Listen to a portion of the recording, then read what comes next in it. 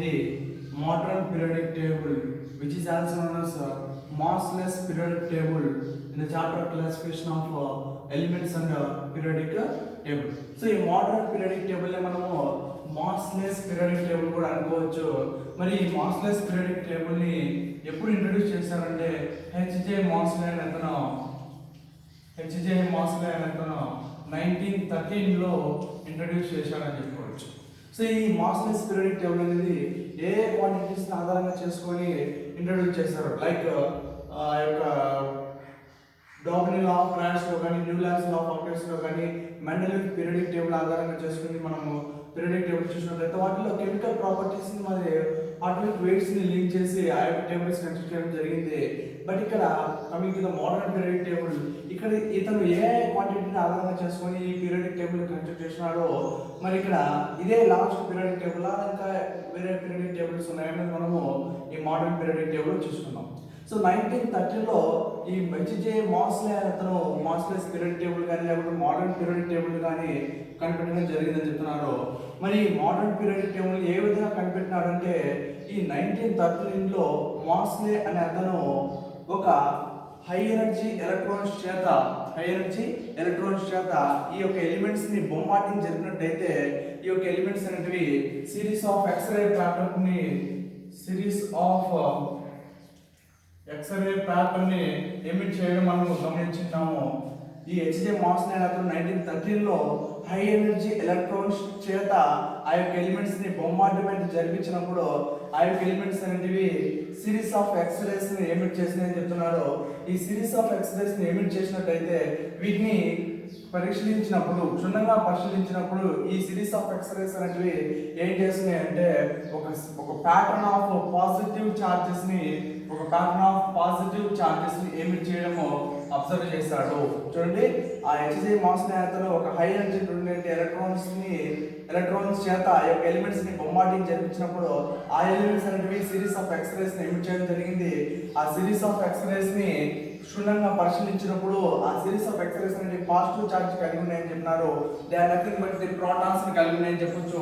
ఈ positive charges యొక్క సంఖ్యని ఆధారంగా చేసుకొని మాస్లే అనే అతను పీరియాడిక్ టేబుల్ కన్స్ట్రక్ట్ చేయడం జరిగినారు. అంటే ఏ విధంగా అంటే ఇంతకుముందు తీసుకున్నటువంటి periodic table atomic weight is the major quantity in construction the periodic tables. But ఈ యొక్క మాస్లే ఏం చెప్పాడంటే ఆటమిక్ వెయిట్ కన్నా this number of positive charges, ఎందుకు పాజిటివ్ చార్జెస్ ని తీసుకున్నాడంటే ఆ ఎలిమెంట్స్ యొక్క ఆటమిక్ నెంబర్ అనేది పాజిటివ్ చార్జెస్ ని ఆధారంగా చేసుకొని ఇచ్చినాడు. కాబట్టి here the number of positive charges are protons is the basic quantity describing the or in placing the periodic table అనేటువంటి క్వాంటిటీని డిస్క్రైబ్ చేయగలిగినాడు. అంటే ఆటమిక్ వెయిట్ కన్నా ఈ యొక్క పాజిటివ్ చార్జెస్ యొక్క సంఖ్య అనేది ఆ ఎలిమెంట్స్ ని పీరియాడిక్ టేబుల్ లో కన్స్ట్రక్ట్ చేయడము బాగా సరిపోతుందని చెప్పినారు. సో దిస్ పాజిటివ్ చార్జెస్ యొక్క సంఖ్యనే మనం ఏం చెప్పుకోవచ్చు అంటే ఆ ఎలిమెంట్ యొక్క ఆటమిక్ నెంబర్ గా తీసుకోవచ్చు. అంటే ఇప్పటి వరకు ఏముందంటే పీరియాడిక్ టేబుల్స్ అనేవి మెండెలివ్ తీసుకున్నట్లయితే the physical and chemical properties of elements are the periodic functions of their atomic weights గా మనం చెప్పుకున్నాము. సో ఇక్కడ మాస్లెస్ పీరియాడిక్ టేబుల్ వచ్చేసరికి ఆటమిక్ వెయిట్ కాన్సెప్ట్ కాస్త ఏమొచ్చిందంటే ఆటమిక్ నెంబర్ కాన్సెప్ట్ గా మారిందని చెప్పుకోవచ్చు. ఏ విధంగా మారిందంటే the physical and chemical properties of elements are the periodic functions of their atomic numbers గా చెప్పుకోవచ్చు. అని చెప్పొచ్చు అంటే అంత ముందు వరకు మెండెలివ్ వరకు ఆటమిక్ వెయిట్ కాన్సెప్ట్ కాస్త మోడర్న్ పీరియాడిక్ టేబుల్ వచ్చేసరికి ఆటమిక్ నెంబర్ కాన్సెప్ట్ గా వాడిపోయిందని చెప్పుకోవచ్చు. సో ఇట్లా ఆటమిక్ నెంబర్ కాన్సెప్ట్ వచ్చేసరికి మెండెలివ్ పీరియాడిక్ టేబుల్ లో మనకు ఆటమిక్ వెయిట్ ప్రకారం మనం చెప్పినాము టెరీలియం అనేటువంటిది 127.96 అనేటువంటి ఆటమిక్ నెంబర్ ఉన్నప్పటికీ అంటే ఆటమిక్ వెయిట్ ఉన్నప్పటికీ అయోడిన్ ఆటమిక్ వెయిట్ అనేది 126.94 ఉన్నప్పటికీ అయోడిన్ కన్నా ముందే ఆటమిక్ వెయిట్ ఎక్కువ కలిగినటువంటి టెరీలియం ని మనం ప్లేస్ చేయడం జరిగింది. అలా ప్లేస్ చేసిన దాన్నే మనం అనామలస్ సిరీస్ గా చెప్పుకున్నాము. ఇక్కడ ఆటమిక్ వెయిట్ కాకుండా ఆటమిక్ నెంబర్ కాన్సెప్ట్ వచ్చేసరికి ఈ అనామలస్ సిరీస్ అనేది మనకు కనిపించకపోవచ్చు. ఎందుకంటే ఆ యొక్క టెరీలియం అనేది ఆటమిక్ వెయిట్ అనేది 127 అయోడిన్ కన్నా ఎక్కువ కలిగినప్పటికీ but the atomic number of tellurium is less than the atomic number of iodine. So ఈ యొక్క అనామలస్ సిరీస్ అనేది ఈ యొక్క మోడర్న్ పీరియాడిక్ టేబుల్ లో మనకు కనిపించకపోవచ్చు అని చెప్పవచ్చు. సో ఈ యొక్క అటామిక్ నెంబర్ కాన్సెప్ట్ ఆధారంగా చేసుకొని మోడర్న్ పీరియాడిక్ టేబుల్ అనేది కన్స్ట్రక్ట్ చేయడం జరిగింది. మరి అదేవిధంగా ఎట్లా ఈ యొక్క అటామిక్ నెంబర్ కాన్సెప్ట్ ఉపయోగించున్నారంటే మనం చూసిన ప్రకారం ఒక ఎలక్ట్రానిక్ కాన్ఫిగరేషన్ అనేటువంటి ఎలక్ట్రానిక్ కాన్ఫిగరేషన్ అని చెప్పేసి ఒక కాన్సెప్ట్ ని మనం డిస్కస్ చేయడం జరిగిందని చెప్పవచ్చు. సపోజ్ ఎలక్ట్రానిక్ కాన్ఫిగరేషన్ అనేది ఎలా రాయాలో కూడా మనం చెప్పినాము. ఒక ఎలిమెంట్ తీసుకున్నట్లయితే suppose letter assume that the element is taken carbon అని చెప్పుకోవచ్చు. ఆ కార్బన్ యొక్క అటామిక్ నెంబర్ 6 అయినట్టయితే దానికి ఎలక్ట్రానిక్ కాన్ఫిగరేషన్ మనం రాసినట్టయితే ఆ 6 ఎలక్ట్రాన్స్ మనము ఫస్ట్ అతి చిన్న ఆర్బిట్ అయినటువంటి 1s2 అంటే 1s లో 2 నింపవచ్చు. దాని తర్వాత కొంచెం పెద్ద అయినటువంటి 2s లో కూడా ఒక 2 నింపవచ్చు అని చెప్పవచ్చు. ఇంకా మన దగ్గర మిగిలినటువంటి ఎన్ని ఎలక్ట్రాన్స్ అంటే ఒక 2 ఎలక్ట్రాన్స్ మిగిలినాయి. ఆ 2 ఎలక్ట్రాన్స్ కాస్త 2p2 గా మనం చెప్పుకోవచ్చు.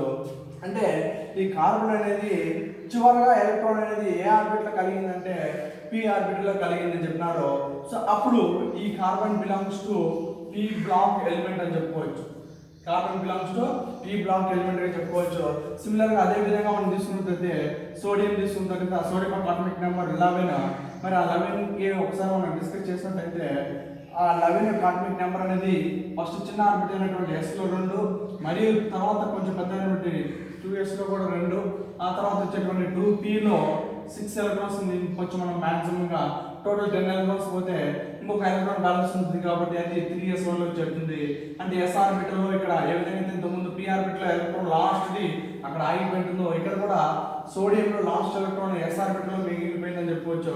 అప్పుడు s బ్లాక్ గా చెప్పుకోవచ్చు లేకపోతే s ఆర్బిటల్ మనము చెప్పుకోవచ్చు. ఈ విధంగా ఒక్కొక్క ఎలిమెంట్ అనేది అంటే 118 ఎలిమెంట్స్ లో ఒక్కొక్క ఎలిమెంట్ ఏ బ్లాక్ సంబంధించింది అని చెప్పుకోవచ్చు. అంటే మనకు ఈ యొక్క ఎలక్ట్రానిక్ కాన్ఫిగరేషన్ ఆధారంగా చెప్పుకోవచ్చు. సపోజ్ ఎలక్ట్రానిక్ కాన్ఫిగరేషన్ రాసేటప్పుడు చివరిగా ఉండేటువంటి ఎలక్ట్రాన్ బ్యాలెన్స్ ఎలక్ట్రాన్ అనేది ఏ ఆర్బిటల్ లోకి అయితే వెళ్తుందో అప్పుడు ఆ ఆర్బిటల్ ని బట్టి మనము ఆ ఎలిమెంట్ ఆ బ్లాక్ సంబంధించిందిగా చెప్పుకోవచ్చు.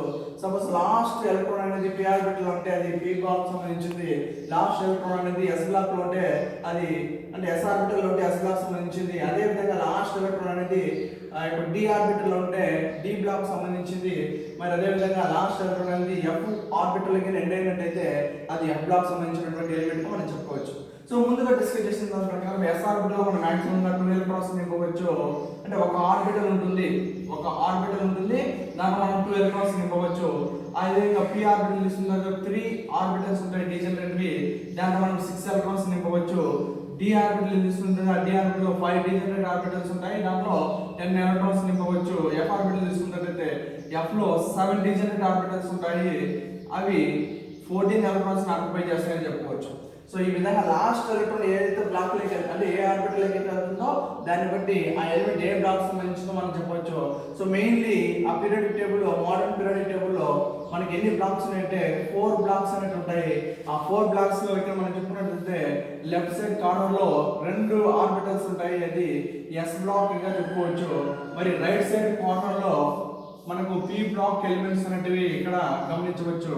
మరి ఇక్కడ సెంటర్ లో d బ్లాక్ ఎలిమెంట్స్ అనేటివి మనం గమనించవచ్చు. s block elements left side corner లో ఉంటాయి. p బ్లాక్ ఎలిమెంట్స్ అనేటివి రైట్ సైడ్ కార్నర్ లో ఉంటాయి. d బ్లాక్ ఎలిమెంట్స్ అనేటివి ఆ యొక్క సెంటర్ లో ఉంటాయి. అండ్ f బ్లాక్ ఎలిమెంట్స్ అనేటివి ఇక్కడ మనకు బాటమ్ ఆఫ్ ద టేబుల్ లో కనిపించవచ్చు. సో ఎలిమెంట్స్ అనేటివి మొత్తం ఆ పీరియాడిక్ టేబుల్ లో 4 బ్లాక్స్ గా విభజించినారు.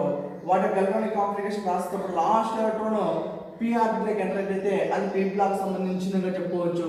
ఒకవేళ last electron s block enter అయినట్టయితే అది s బ్లాక్ ఎలిమెంట్ గా మనం చెప్పుకోవచ్చు. So s block elements p block elements d block elements and ఇక్కడ కింద మనకు f బ్లాక్ ఎలిమెంట్స్ అనేవి కనిపించవచ్చు. సో ఈ యొక్క పీరియాడిక్ టేబుల్ కన్స్ట్రక్ట్ చేసిన తర్వాత దీని యొక్క పూర్తి స్ట్రక్చర్ అనేది మనము పీరియాడిక్ టేబుల్ లో గమనించుకుందాం. సో అంటే ఈ మోడర్న్ పీరియాడిక్ టేబుల్ అనేది ఇక్కడ చూడవచ్చు.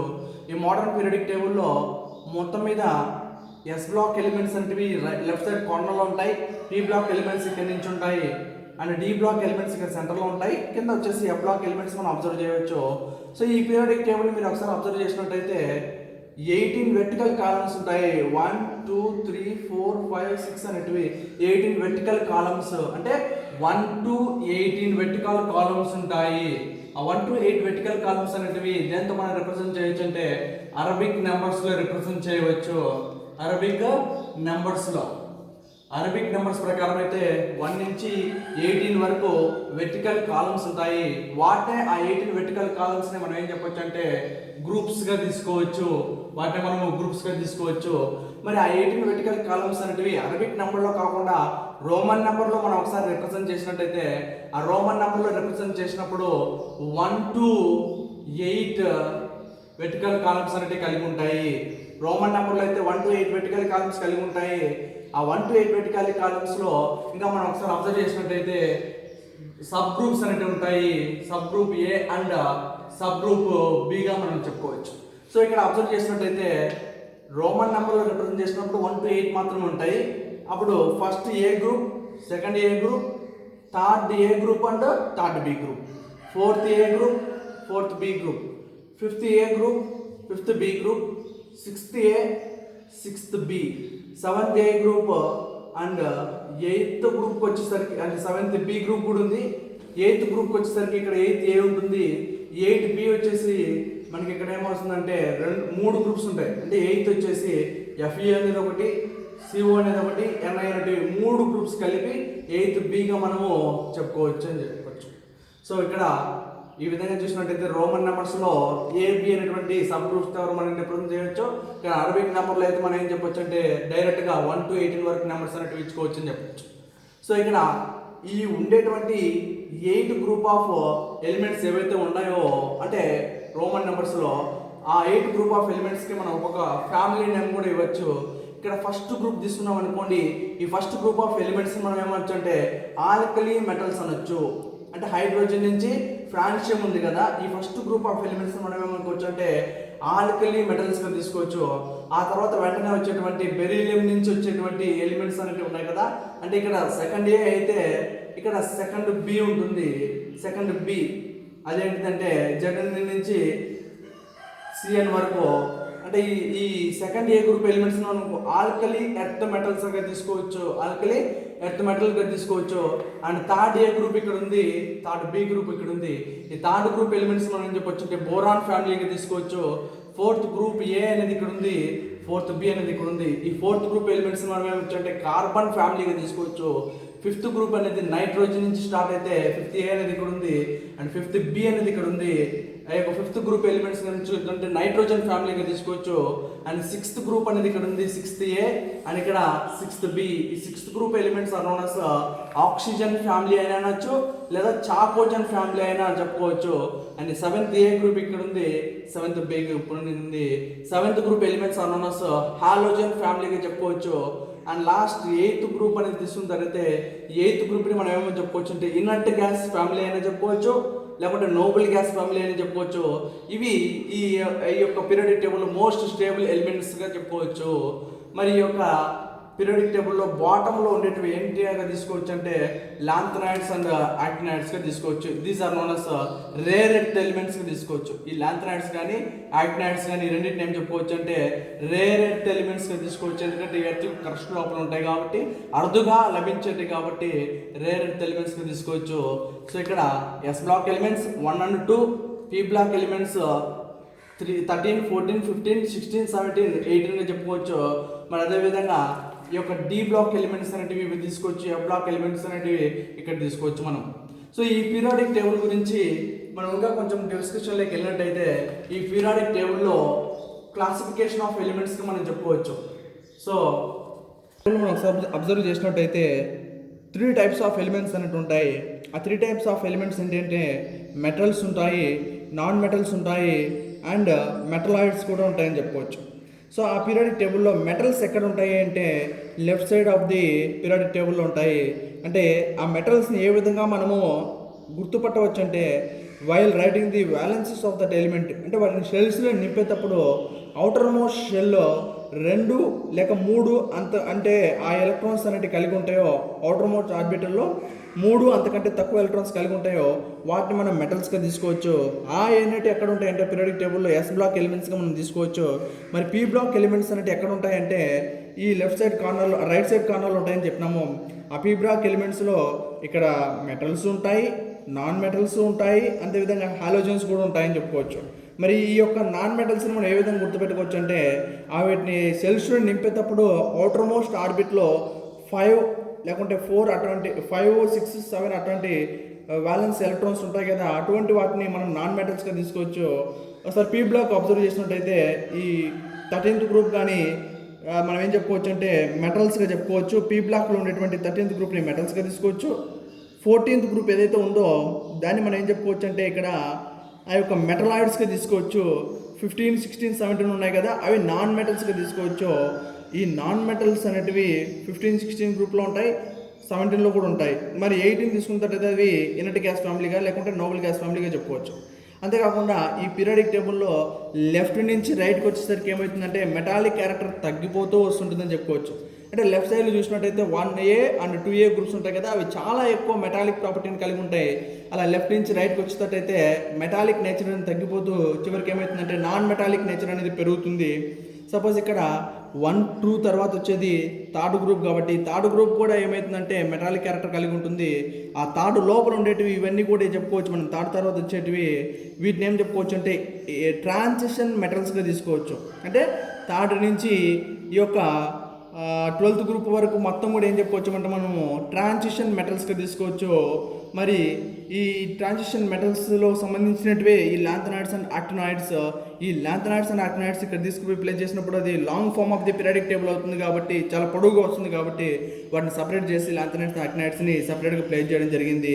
సో ఇవి కూడా అక్కడికి సంబంధించినట్టే, థర్డ్ గ్రూప్కి సంబంధించినట్టే కాబట్టి వీటిని ఏం చెప్పుకోవచ్చు అంటే మనము ఇన్నర్ ట్రాన్సిషన్ మెటల్స్గా చెప్పుకోవచ్చు. సో ఈ థర్డ్ గ్రూప్ని ట్రాన్సిషన్ మెటల్ చెప్తే ఆ థర్డ్ గ్రూప్కి లోపలికి చెందినటువంటివి లాంథనాయిడ్స్ ఆక్టినాయిడ్స్ కాబట్టి వీటిని ఇన్నర్ ట్రాన్సిషన్ ఎలిమెంట్స్గా, ఇన్నర్ ట్రాన్సిషన్ మెటల్స్గా తీసుకోవచ్చు. మరి ఆ పీరియాడిక్ టేబుల్ నుంచి రైట్కి వచ్చినప్పుడు పీ బ్లాక్ ఎలిమెంట్స్లో మెటల్స్ ఉంటాయి like 13th group, non metals ఉంటాయి 15, 16, 17 అండ్ 14th గ్రూప్ వచ్చేసి మెటలాయిడ్స్ కానీ సెమీ కండక్టర్ గ్రూప్ కానీ మనము చెప్పుకోవచ్చు. టేబుల్లో మనం ఒకసారి అబ్జర్వ్ చేసినట్టయితే 8 vertical columns in Roman numbers లేదా 18 వెర్టికల్ కాలమ్స్ అనేటివి అరబిక్ నెంబర్లో చూపించారు. మరి పీరియడ్స్ విషయానికి వస్తే అవి హారిజంటల్ రోగా తీసుకోవచ్చు. ఈ హారిజంటల్ రోస్లో మొత్తం మనకి ఎన్ని కనిపిస్తున్నాయి అంటే 7 పీరియడ్స్ అనేవి కనిపిస్తున్నాయి. 7 పీరియడ్స్లో ఫస్ట్ పీరియడ్ అనేది హైడ్రోజన్తో స్టార్ట్ అయ్యేసి హీలియంతో ఎండ్ అవుతుంది.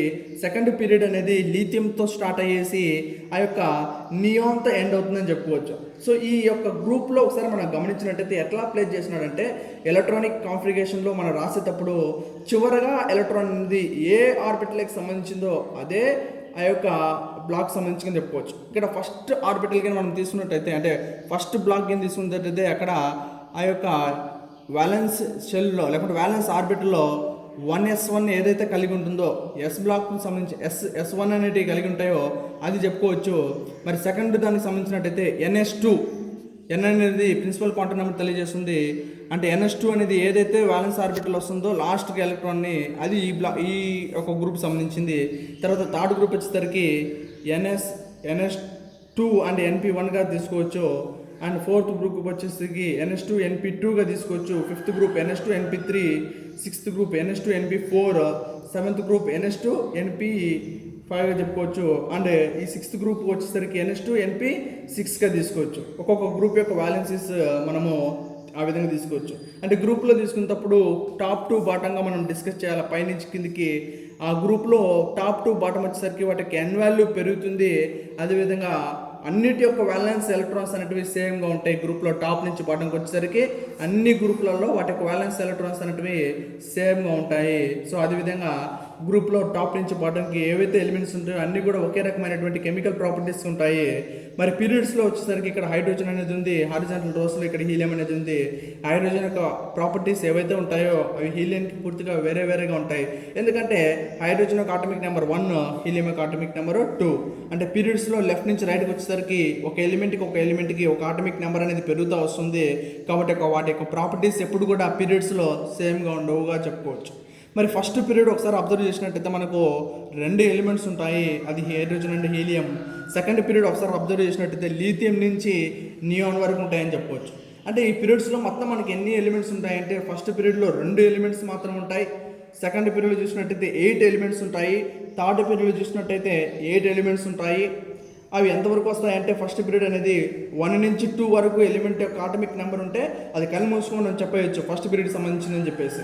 మరి సెకండ్ పీరియడ్కి వచ్చేసరికి 3 నుంచి 10 వరకు ఉంటాయి. ఏదైనా ఒక ఎలిమెంట్ ఇచ్చి దాని యొక్క ఆటమిక్ నెంబర్ ఇచ్చి అది ఏ పీరియడ్కి సంబంధించిందంటే మీరు కళ్ళు మూసుకొని సింపుల్గా చెప్పడానికి ఒక షార్ట్ కట్ ఏంటంటే 3 నుంచి 10 లోపల ఏదైనా సంఖ్య మీకు కనిపిస్తే అది సెకండ్ గ్రూప్కి సంబంధించిందిగా మీరు సెకండ్ పీరియడ్కి సంబంధించిందిగా మీరు చెప్పు.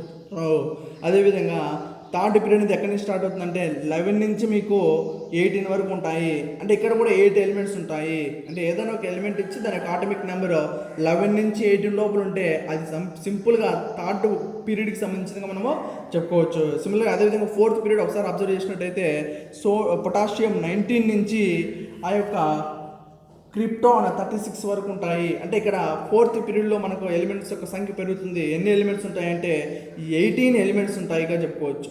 అవి ఎక్కడి నుంచి స్టార్ట్ అయిందంటే 19 నుంచి 36 వరకు ఏదైనా ఒక ఎలిమెంట్ కనిపిస్తే దాని యొక్క ఆటమిక్ నెంబర్ చూసి సింపుల్గా మనం అది ఫోర్త్ పీరియడ్కి సంబంధించిగా చెప్పుకోవచ్చు. మరి ఫిఫ్త్ పీరియడ్ కూడా ఒకసారి గమనించినట్టయితే రుబీడియం 37 నుంచి క్సినాన్ 54 వరకు ఉంటాయిగా చెప్పుకోవచ్చు. మరి 37 నుంచి 54 వరకు ఏదైనా ఒక ఎలిమెంట్ యొక్క ఆటమిక్ నెంబర్ మీకు కనిపిస్తే సింపుల్గా దాన్ని అది ఫిఫ్త్ పీరియడ్కి సంబంధించిందిగా మనము చెప్పుకోవచ్చు. మరి ఫిఫ్త్ పీరియడ్లో ఎన్ని ఎలిమెంట్స్ ఉంటాయంటే మొత్తంగా 18 ఎలిమెంట్స్ ఉంటాయిగా చెప్పుకోవచ్చు. సిమిలర్గా సిక్స్త్ పీరియడ్గా తీసుకున్నట్టయితే సీజియం 55 నుంచి రాడ్ 6 వరకు ఉంటాయి అని చెప్పుకోవచ్చు. 55 నుంచి 86 వరకు ఏదైనా ఒక ఎలిమెంట్ యొక్క ఆటమిక్ నెంబర్ మీరు గమనించినట్టయితే దాన్ని సింపుల్గా సిక్స్త్ పీరియడ్కి సంబంధించినగా మనం చెప్పుకోవచ్చు. మరి సిక్స్త్ పీరియడ్లో ఎన్ని ఎలిమెంట్స్ ఉంటాయంటే ఇక్కడ ఎలిమెంట్స్ యొక్క సంఖ్య పెరుగుతుంది. అవి ఏంటంటే 32 ఎలిమెంట్స్ అనేవి మనకు సిక్స్త్ పీరియడ్లో గమనించవచ్చు. సెవెంత్ పీరియడ్ చూసినట్టయితే ఫ్రాన్సియం నుంచి 118 కలిగినటువంటి అన్నేమ్డ్ డిస్కవరీ ఎలిమెంట్ అనేది మనకు ఇక్కడ కనిపిస్తుంది. ఇక్కడ ఆ యొక్క 87 నుంచి 118 వరకు ఎలిమెంట్స్ అనేవి సెవెంత్ పీరియడ్లో మనకు కనిపిస్తాయి. ఈ సెవెంత్ పీరియడ్లో గమనించినప్పుడు ఇక్కడ కూడా మనకు 32 ఎలిమెంట్స్ అనేవి ఉంటాయిగా చెప్పుకోవచ్చు. సో పీరియడ్ వైజ్ చెప్పుకున్నట్టయితే ఫస్ట్ పీరియడ్లో 2 ఎలిమెంట్స్ ఉంటాయి, సెకండ్ పీరియడ్లో 8 ఎలిమెంట్స్ ఉంటాయి, థర్డ్ పీరియడ్లో 8 ఎలిమెంట్స్ ఉంటాయి, ఫోర్త్ పీరియడ్లో 18 ఎలిమెంట్స్ ఉంటాయి, ఫిఫ్త్ పీరియడ్లో 18 ఎలిమెంట్స్ ఉంటాయి, సిక్స్త్ పీరియడ్లో 32 ఎలిమెంట్స్ ఉంటాయి, సెవెంత్ పీరియడ్లో 32 ఎలిమెంట్స్ ఉంటాయని చెప్పుకోవచ్చు. సో ఈ యొక్క ఎలిమెంట్స్ యొక్క ఆటమిక్ నెంబర్ని బట్టి అది ఏ పీరియడ్కి సంబంధించిందో చెప్పాలి అంటే 2 లోపల ఉంటే అది ఫస్ట్ పీరియడ్ది. థర్డ్ పీరియడ్కి ఒకసారి మనం అబ్జర్వ్ చేసినట్టయితే థర్డ్ పీరియడ్లో 11 నుంచి 18 వరకు ఉంటాయి. అప్పుడు మనం ఆ పీరియడ్కి సంబంధించిందిగా చెప్పుకోవచ్చు. ఫోర్త్ పీరియడ్లో 19 నుంచి 36 వరకు ఉంటాయి. అండ్ ఫిఫ్త్ పీరియడ్లో 37 నుంచి 54 వరకు ఉంటాయి. సిక్స్త్ పీరియడ్లో వచ్చేసి 55 నుంచి 86 వరకు ఉంటాయి. సెవెంత్ పీరియడ్లో 87 నుంచి 118 ఉంటాయి. సో ఆ విధంగా ఆ యొక్క ఆటమిక్ నెంబర్ని బేస్ చేసుకొని ఆ ఎలిమెంట్ అనేది ఏ పీరియడ్కి సంబంధించి మనము చెప్పుకోవచ్చు. సో ఈ విధంగా ఆ ఎలిమెంట్స్ అన్నీ కూడా మోడర్న్ పీరియడిక్ టేబుల్లో డిఫరెంట్ బ్లాక్స్గా క్లాసిఫై చేయడం జరిగింది. S block, P block, D block and F block elements. So మనము ఈ పీరియడిక్ టేబుల్లో ఉన్నటువంటి ఎలిమెంట్స్ అనేటివి లెఫ్ట్ నుంచి రైట్కి వచ్చేటప్పటికి మరి టాప్ నుంచి బాటంకి పోయేసరికి కొన్ని ఎలిమెంట్స్ యొక్క క్యారెక్టరిస్టిక్స్ అంటే ఏ విధంగా చేంజ్ అవుతుంటే మనం అబ్జర్వ్ చేయాల్సి ఉంటుంది. ఆ క్యారెక్టరిస్టిక్స్ ఏంటి అంటే మొట్టమొదటి వ్యాలెన్సీ ఒకటి, అదేవిధంగా ఆటమిక్ రేడియస్ ఒకటి, తర్వాత అయోనైజేషన్ ఎనర్జీ ఒకటి, తర్వాత ఎలక్ట్రాన్ నెగిటివిటీ ఒకటి, ఎలక్ట్రాన్ అఫినిటీ ఒకటి. ఈ ఫాలోయింగ్ క్యారెక్టర్స్ అనేటివి లెఫ్ట్ నుంచి రైట్కి పోయేసరికి పీరియడ్స్లో ఏ విధంగా మారుతాయి, టాప్ నుంచి బాటమ్ వచ్చేసరికి ఈ క్యారెక్టర్స్ అనేటివి గ్రూప్లో ఏ విధంగా చేంజ్ అవుతాయో మనం నెక్స్ట్ క్లాస్లో డిస్కస్ చేసుకుందాం.